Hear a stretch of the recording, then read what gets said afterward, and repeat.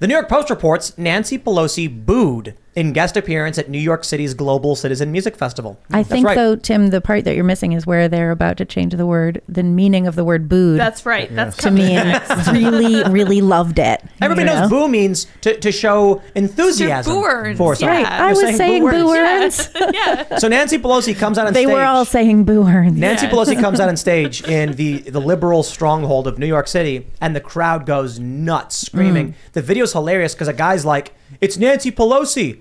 Why is everybody booing?" Serious. And everyone's like, boo. Oh yeah, but the best part was like, you can hear some of the women booing, and it's very high pitched, like boo, That's hilarious. boo, and I'm like, everyone is the boo. You can really hear the tones here. Now this is good news. Look, it's because this should be kind of a white pill in that everybody hates Nancy Pelosi. So that at least there's that. Like, what if everything ends with the left and the right holding hands and singing about how much they hate Chuck Schumer, Pelosi, Nadler? Yeah, I think that people really dislike Lindsey Graham. oligarchy and oligarchs in control of our government. It's not even who. It's if an oligarch gets in there or someone gets in there and then becomes an oligarch. Like she's been, allegedly making all sorts of money off stock trades. I've never seen the data to prove it, but this is what I've heard. We don't want people like that. I don't want people like that in charge. They're going to sell out the country for personal She makes profit. better stock trades than Warren Buffett, than anyone else in the world, Ian. How can you not see it? It's like the right in front of my face. It's right in front of your face. And seeing this video has honestly restored my faith in humanity. Seeing it, and then there's an amazing photo of her co-host that went up on stage with her, being like, "Hey, here's Nancy," and Nancy's kind of standing there like, "Holy cow, what did I just get myself into?" Getting a reality call as she's trying to push a climate change agenda, and then everyone is just not having it. So seeing this absolutely shows you that there's huge. Are you lowering my volume? No, I'm not touching it. You're saying huge, and I'm distracted by the huge, poops, honestly. ginormous unpopularity when it right. comes to the current political establishment, and it's something that I think we need to focus on and talk about more, because the reality probably is a lot different than what we're getting on big tech social media that manipulates the algorithms. Here's what we'll do. We will create an event called the We Hate Nancy Pelosi Festival. All right. You see hate? You said hate was a bad thing. So you guys are saying. But I'm saying right now, if everyone in the country hates Nancy Pelosi. Well, then it could be unifying, right? Exactly. We could really all come together. Oh, that's her job. And isn't she 84? So we should. We should legit do a skit. Look We got to do a skit where it's like a guy in a MAGA hat and a guy with like a pride flag, and they're yelling at each other. And then it's like, "Oh, you're nuts. You support Nancy Pelosi." And then the guy goes, "What? I hate Nancy Pelosi." And then the Trump hat guy goes, "You hate Nancy Pelosi too?" "Yes, I despise her." "Well, really? Me too." "Really?" "Yeah, what about her don't you like?" "Oh, she's a corporate shill." "I know." Unity. "Really?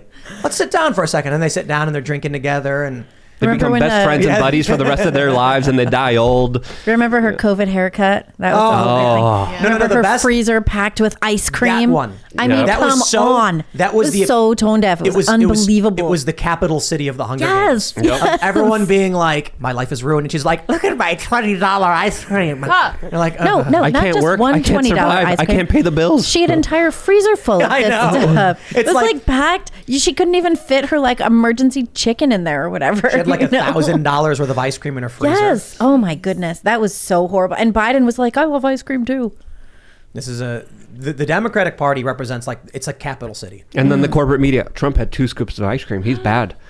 Right, and Biden's out there like with it dripping off his chin. I don't know. Do you think term limits would solve it? Like flat out solve this No. problem of oligarchs? I don't think so. The issue isn't oligarchs. The issue is culture. That people would vote for Nancy Pelosi. I know, but Like, what are they voting for? Actually, just the name. I mean, they might.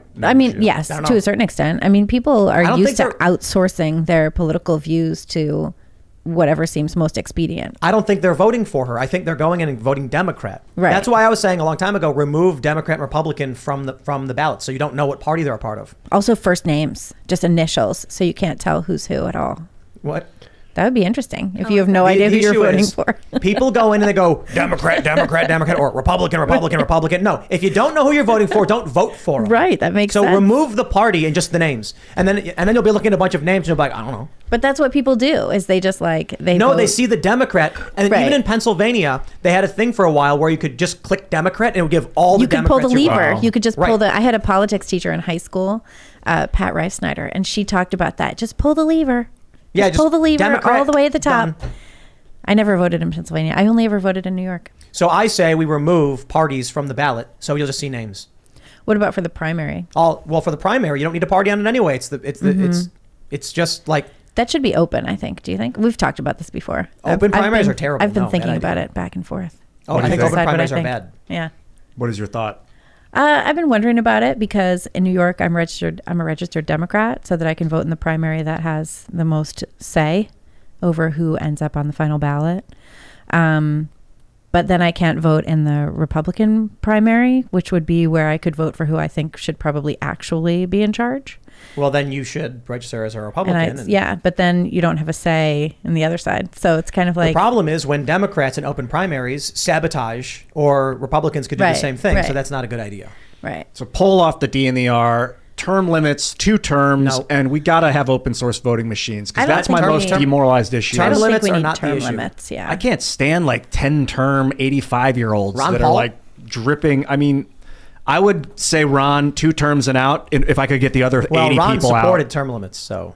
Exactly. He's a guy that would give up the power out of righteousness. I think the issue with term limits is you just create an industry that is a shadow industry where people will form committees to choose who's going to be the next person. Yeah, but they have to keep picking and choosing somebody. But at least the new person won't figure out the swamp fast enough in order to, of course, sell everyone down the river. Except that they'll have all the connections already pre-set up. But they already have the connections. And you'd keep the... But they already have all the connections. Then you need term limits for staffers too. You need term limits for everybody. Term limits for FBI agents, CIA agents. You work 1 year, you're out. Goodbye. Well, I don't know about 1 year. No. 1 year, 1 month. That seems crazy. Because you have to go through intensive training. That's absolutely insane. The FBI should be walked in the door. They get a 1 hour explanation for why what they do is bad, and then they're fired right away. Exactly. I like that. So mine was kind of a 1 year. Well, yeah, anarchist. 1 year, and then you get someone new in there, and then 1 year, and you get someone new, and then before they get all the training and figure it all out, they're all out. When you get hired as an IRS agent, they walk you in, and you listen to a seminar on why taxation is theft, and then they fire you. Yes, absolutely. No one will do this. I'm open to it. I'm open to term limits, but we need open source voting machines. I can't handle the private proprietary voting machines anymore. That's the most demoralizing thing. That's crazy. To think that I go in and I cast my vote and then it goes to a machine that it's tallied in private and no one can see the code, so you don't know if it's actually tallying it accurately. Like that just tears me down and makes me like, not that I don't want to vote, but like I feel hopeless. Did you vote in 2020? No, you didn't. No. Oh, okay. Well then, yeah. I just told people to vote for. Well, so you didn't vote. Yeah. Well, I was gonna say I wasn't registered at the time. I just moved. So vote. So make sure you're registered now. Vote in this election. And then if it turns out the place in which you vote uses proprietary voting machines, you can file a lawsuit because you'll have standing. And you'll say, I want to see the code because for all I know, it's a random number generator. Then you'll win. Someone with standing just needs to do it. So I guess if for that matter, I'm not a lawyer, so I don't necessarily know for sure, but I'd imagine if you did vote, you should have a right as a member of the public to see the code, to know how the machine works. I was told a story a long time ago to Chicago where a guy got a speeding ticket. And he subpoenaed the code for the radar gun, and he told the judge, "For all I know, it's a random number generator." You have to prove. Interesting. You have to prove to the court it actually tracks your speed and how it's done. And the company apparently was like, "This is proprietary, and you can't have it." And they were like, "No, it's used in the public, and it negatively impacts people's lives." And so he actually got it released, and then I think he had to pay the ticket or something. Okay. So it wasn't random. It was not a random number generator. No, it actually works. Okay. Yeah. Yep, uses radar, bounces off. I always check that when I'm like driving by something, it has your speed thing on it, and it's not always right. Yeah. But I mean, I don't know where the camera is or whatever. But that's the point, right? How do we know any of these voting machines do what they say they do unless the code is released to the public? So if you voted and you're concerned, just you file a lawsuit as per the public's right to know what these machines do and how they do it. It's interesting because having it be proprietary and third party seems messed up, but also having an entire government agency dedicated to creating voting machines would seem messed up. So maybe we should just have paper ballots and count them. Geez, that's even more. I feel like that's even more messed up. Like paper ballots. Everybody hands their box to a guy who goes into a back room. Is like, yeah, it's 7431. Whoa. They count them in a big open. They count them in a big open room where everyone's watching on camera.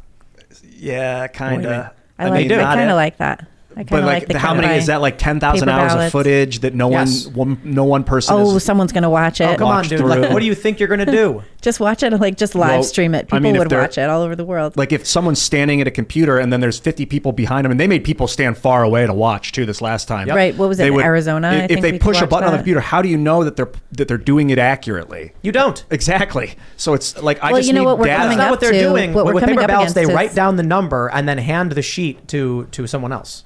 What we're coming up against They too check is the numbers and then confirm that they're right. is the we issue should of just trust, right? I mean, at a certain point, we have to be able to trust each other. Or have trustless systems. I think it's better. But what is it? What would a trustless system even look like? But just where really a button quick, gets pushed and then the tally happens and you see all the math. It's going to be a lot easier for everyone just to pick their warlord and just to have a suggestion box. I mean, suggestion essentially, box for the warlord. Exactly. And And I think that's exactly. I'd like my dictator to know. The warlord will pick up a I want my card, look carrots at it, to and then have say seeds. no. Next. Exactly, and that'll be better off probably than what we have right now, in my opinion.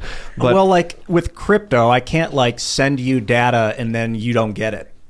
You get it, or I know that it goes. So like, no, they're if talking that was about how doing votes were happening. They're too. talking about doing crypto-based voting in Africa, and I think some local jurisdictions have already implemented it, where everything is on the blockchain. People are able to see the receipts. People are able to see everything coming back, moving back and forward. And that's. I was at an African Bitcoin conference in Nigeria that was actually implementing this in local regions. So there is a possibility of implementing this kind of open source, free technology with all the receipts, all the transactions, with a public blockchain that I think would be worth looking into, but essentially with how corrupted our political system, a suggestion box is almost the same in my opinion. Thanks for checking out this segment from the Timcast IRL podcast. But if you want to check out the full show live, tune in Monday through Friday at 8 p.m. And if you want more special access content, head over to timcast.com and become a member. Your membership helps sustain this company, keep our journalists employed, makes this show happen, and you will get access to exclusive members-only segments of the Timcast IRL podcast, and there's a massive library to check out. So again, go to timcast.com or tune in Monday through Friday at 8 p.m., and we'll see you all there.